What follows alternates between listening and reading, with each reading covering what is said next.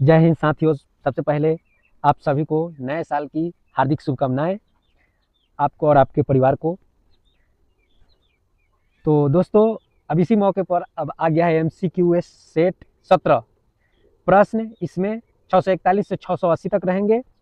और फिर वही पुराना बात, लाइक सब्सक्राइब कीजिए या ना कीजिए, शेयर जरूर कर दीजिए ताकि दूसरे भाई बहनों तक पहुँचे जो कि उन्हें रिवीजन के तौर पे काम आए, या उनको किसी कारणवश पढ़ाई छूट रहा होगा या छूट गया होगा, उनके लिए भी काम आए। क्योंकि मैं फिल इन द ब्लैंक्स और दीर्घ उत्तरीय प्रश्न भी देने वाला हूं इसके बाद।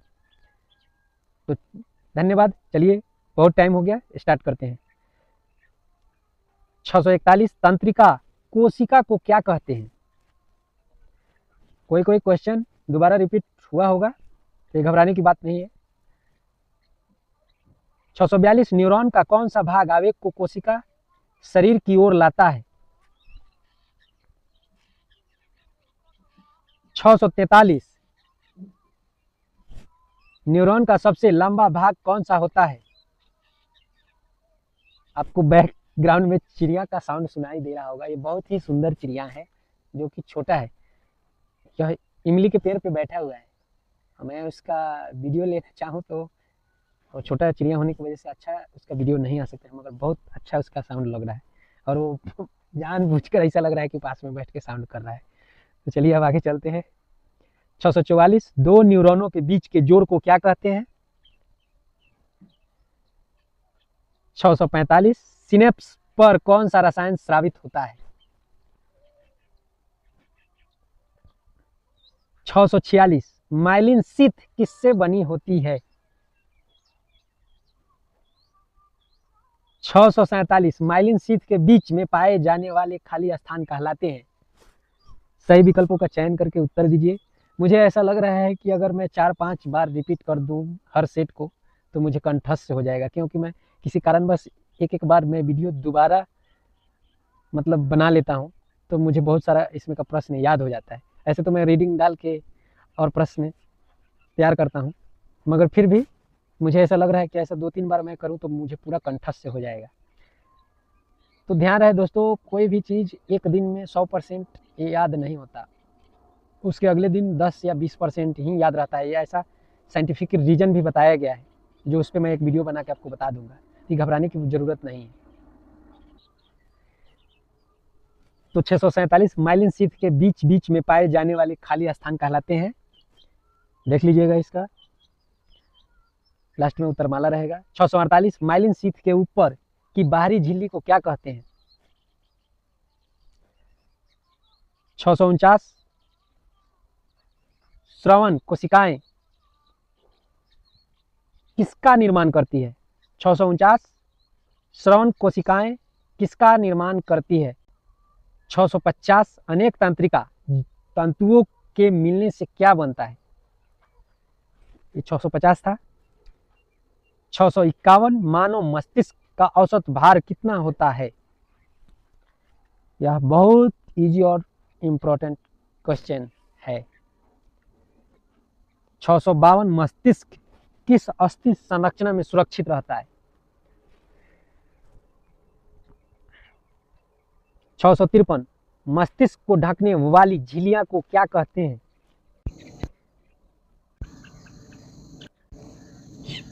654 मस्तिष्क एवं मेरु रज्जु के बीच भरा द्रव कहलाता है। इसके नाम पे ही इसका द्रव का नाम है। 655 मानव मस्तिष्क के कितने भाग होते हैं? 656 मस्तिष्क का सबसे बड़ा भाग कौन सा है? 657 सेरिब्रम को कितने गोलार्धों में बांटा गया है?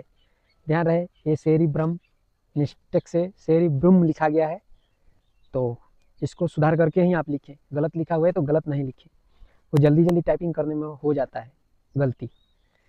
658 दोनों सेरिब्रल गोलार्धों को जोड़ने वाली संरचना कहलाती है।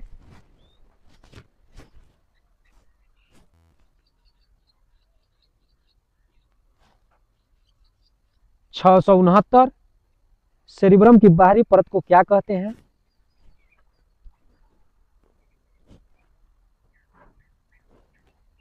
660 सेरिब्रल कॉर्टेक्स में उभरी हुई संरचना कहलाती है। जैसे कभी कभी क्या होता है कि मैं टाइपिंग के लिए किसी दूसरे व्यक्ति को मैं बोल देता हूँ, क्योंकि अकेले क्वेश्चन तैयार करना और टाइपिंग करना बस की बात नहीं होता है, इसीलिए सेरिब्रल कॉर्टेक्स में उभरी हुई संरचनाएं कहलाती है 661 सेरिब्रल कॉर्टेक्स की धंसी हुई रेखाएं कहलाती है। सेरिब्रल को सेरिब्रल भी कहा जाता है, ध्यान रखिएगा। वो मैं आपको बता दिया हूँ कि टाइपिंग के लिए मैं किसी और को भी बोल देता हूँ तो वही गलत हो जाता है, तो ध्यान रखें। जब मैं डिजिटल बोर्ड ले लूँगा तो खुद से सब कुछ इजीली करना मेरे लिए आसान हो जाएगा, तो आप लोग को भी थोड़ा आसान हो जाएगा। 662 सोचने समझने की शक्ति का केंद्र कौन सा भाग है? हो गया, सोचने समझने की शक्ति का केंद्र कौन सा भाग है? 663 डायनसेफ्लॉन का प्रमुख भाग है। ध्यान रहे, कठिन शब्द आते हैं तो उसको तोड़ के पढ़िए। 664 ताप एवं दर्द की अनुभूति का नियंत्रण किस भाग से होता है? 665 ब्रेन स्टेम, ये इंग्लिश शब्द है, हिंदी आपको ब्रैकेट में दिखाई दे रहा होगा।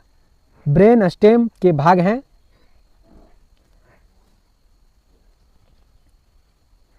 666 पोन्स वेरोली का मुख्य कार्य है।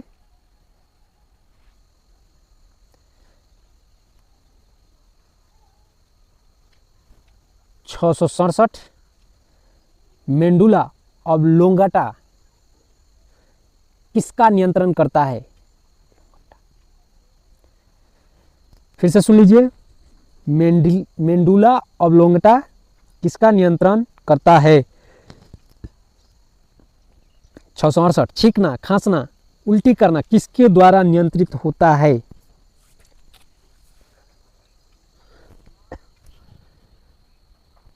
669 सेरिबेलम का मुख्य कार्य है।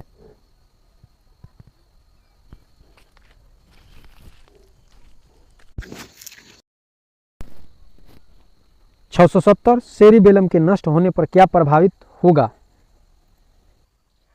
670 सेरिबेलम के नष्ट होने पर क्या प्रभावित होगा? ये हो गया है। 671 मस्तिष्क तंत्रिका तंत्र का कौन सा भाग है? अगर आप रीडिंग डाले होंगे तो ये भी आपको मालूम होगा मस्तिष्क कितने भागों में बांटा गया है। 672 मस्तिष्क का पहला कार्य है, मतलब क्या है? 673 मस्तिष्क में आवेगों का विश्लेषण होता है, इसे कहते हैं। फिर से सुन लीजिए, 673 मस्तिष्क में आवेगों का विश्लेषण होता है, इसे कहते हैं, मतलब क्या कहते हैं? 674 मस्तिष्क द्वारा दिए गए आदेश किसके द्वारा कार्यान्वित होते हैं? फिर से सुन लीजिए, मस्तिष्क द्वारा दिए गए आदेश किसके द्वारा कार्यान्वित होते हैं? 675 विभिन्न आवेगों के आपसी संबंध को क्या कहते हैं? 676 मस्तिष्क किस प्रकार की क्रियाओं का समन्वय करता है? आप चाहें तो साउंड 0 कर सकते हैं और देख देख के लिख सकते हैं। मेरा साउंड नहीं सुनने का इच्छा है तो नहीं भी सुन सकते हैं, तो ध्यान रखें। आप चाहें तो वीडियो को बीच में रोक के पॉज करके देख सकते हैं, लिख सकते हैं, याद कर सकते हैं। 677 मेरु रज्जु से जुड़े तंत्रिका केंद्र कहलाते हैं। 678 अनैच्छिक क्रियाओं का मुख्य केंद्र है, मतलब जो इच्छा नहीं हो।